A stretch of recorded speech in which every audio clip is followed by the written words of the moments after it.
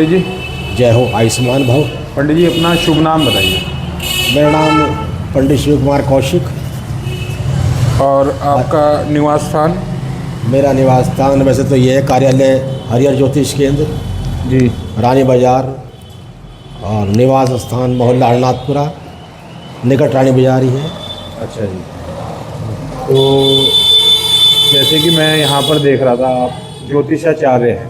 जी जी जी। तो यहाँ पर जिस प्रकार से हम देख रहे हैं, माता जी की भी तस्वीर यहाँ पर लगी हुई है, और यहाँ पर जो है भोलेनाथ जी भी हैं और पूज्य पिताजी भी हैं, जी है ना पंडित जी की। ये गुरुदेव है, बंसी वाले। ये गुरु जी महाराज हैं, वाह, बंसी वाले। है ना। तो अभी पंडित जी से जानने का प्रयास करते हैं कि पंडित जी यहाँ पर आप जो है, मैं देख रहा हूँ आप जो है लगातार जो है वो कर रहे हैं, यहाँ पर जाप कर रहे हैं माता रानी का। तो उसके बारे में थोड़ा सा बताइए, उसकी क्या महिमा है?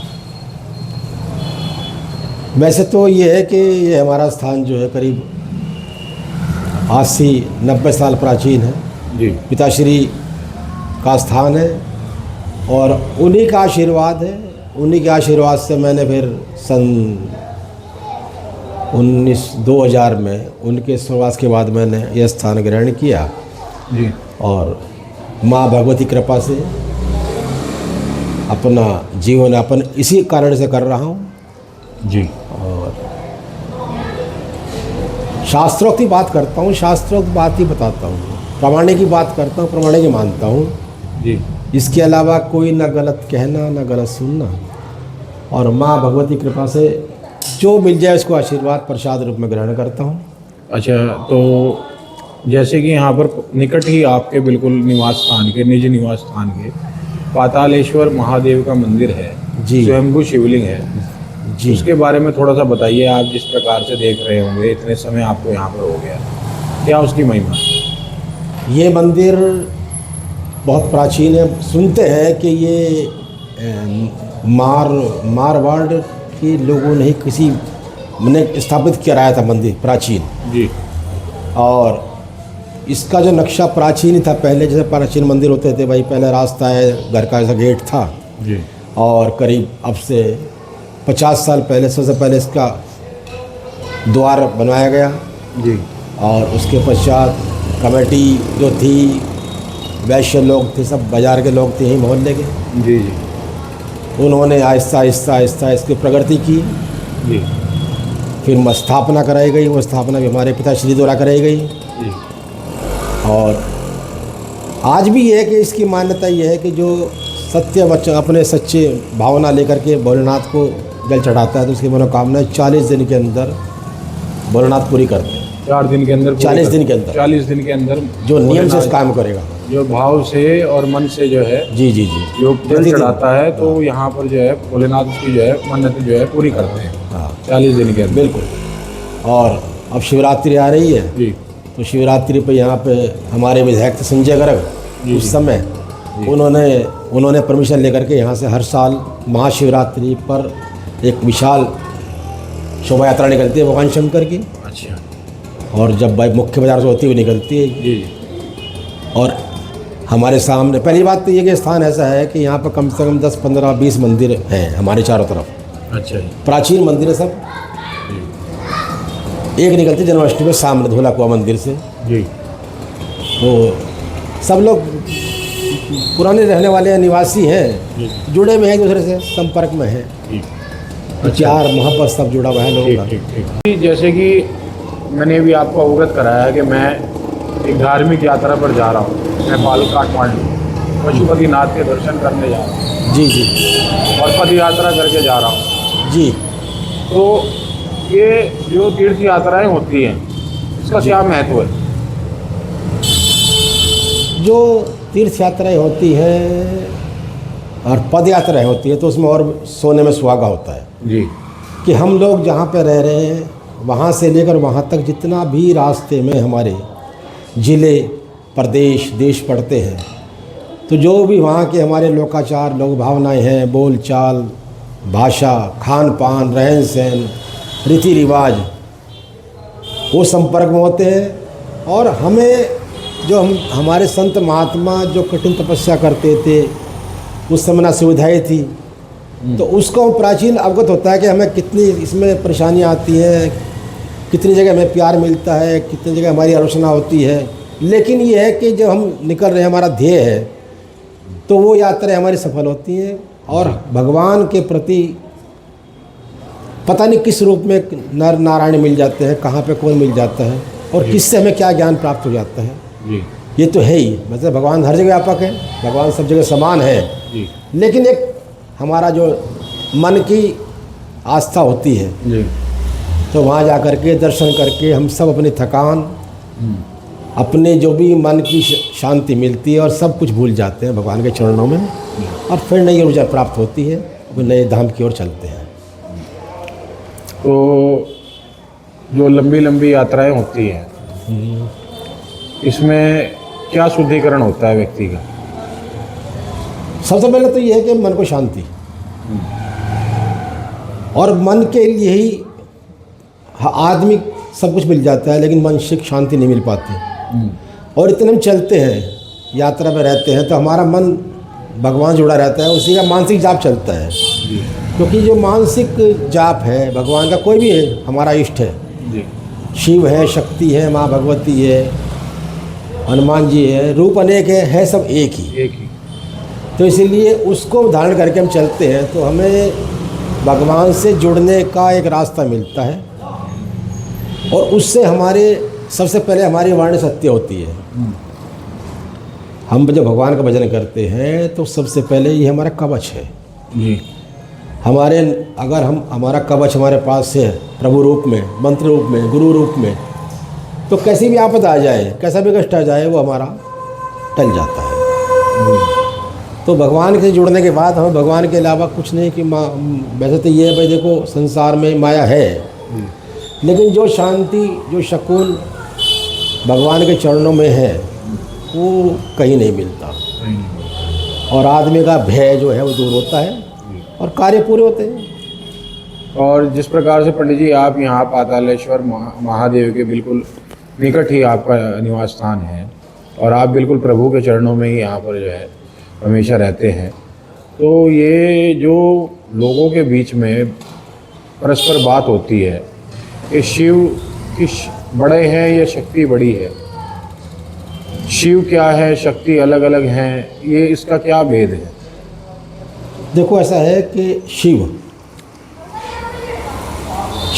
भगवान हमारे यहाँ जो जब उत्पत्ति हुई ब्रह्मांड की, जी, तो सर्वप्रथम यहाँ पर चारों ओर जल ही जल था। जी। तो भगवान पृथ्वी शेषनाग के ऊपर अपने भगवान लेकर के आए, तो यहाँ पर पृथ्वी को कह पे टिका है इसको, तब वास्तु रूप में शेषनाग के फन के ऊपर रखी गई, स्थापित की गई। तो उसके बाद फिर भगवान ने अवतार लिया, तो ब्रह्मा जी ने उत्पत्ति की।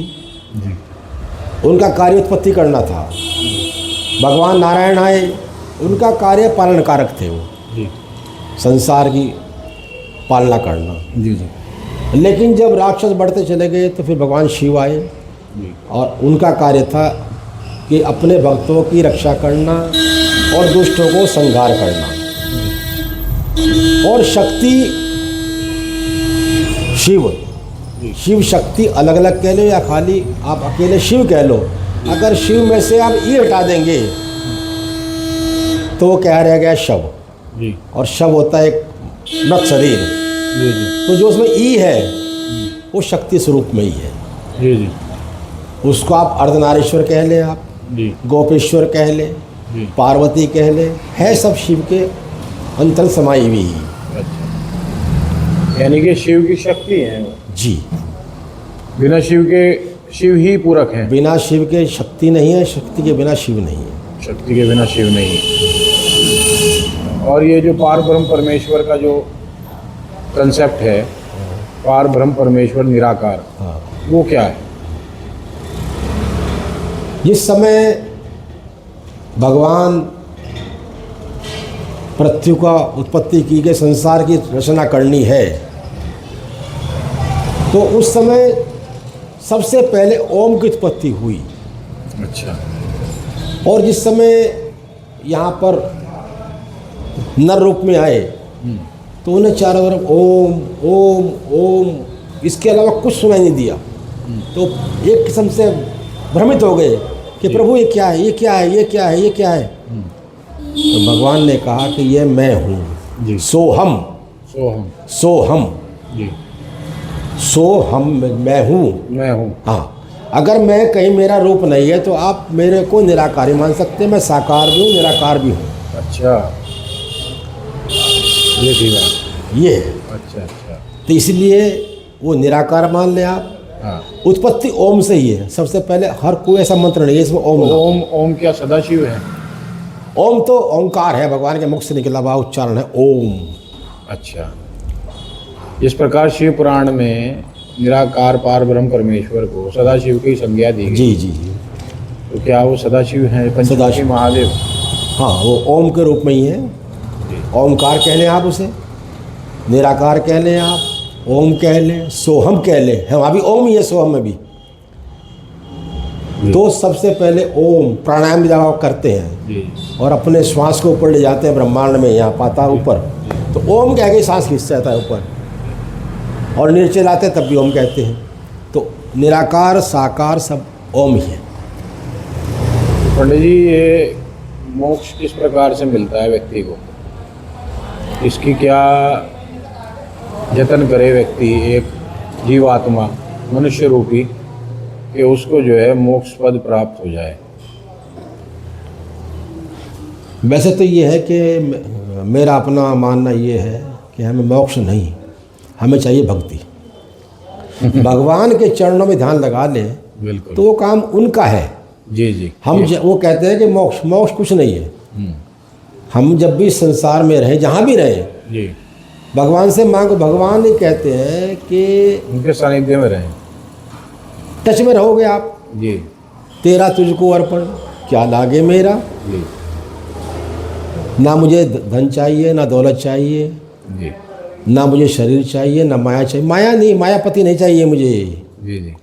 माया नहीं चाहिए। इस मोह माया में तो फंसा हुआ हूँ। लेकिन संसार की उत्पत्ति ये जरूरी भी है कि बिना मोह माया के सृष्टि नहीं चलेगी। नहीं चल सकती। तो सब कुछ जरूरी है, लेकिन हम अपना समय निकाल के भगवान के चरणों में उसका भजन करें, बाकी काम नहीं तो कि ये मोक्ष पद किसको, किस जीवात्मा को प्रदान किया जाता है?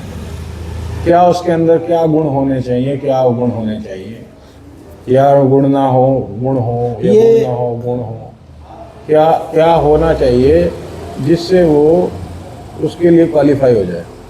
मोक्ष के लिए तो अलग अलग है कि नारायण का पूजा, जी क्योंकि हमारा जो मोक्ष करते हैं नारायण ही करते हैं। जी। और जब आदमी संसार में आता है, जब जाता है तो नारायण के चरणों में जाता है जी कि नारायणी। अंत में वही आ गया नाम कि किसी को आप कह दे भाई राम नाम सत्य है, जी तो वो क्रोध आ जाएगा। जी जी। लेकिन राम नाम सत्य ही है, सत्य ही है। इसके अलावा कुछ नहीं है। और राम अवतार जो हैं भगवान नारायण के हैं, नारायण विष्णु जी के।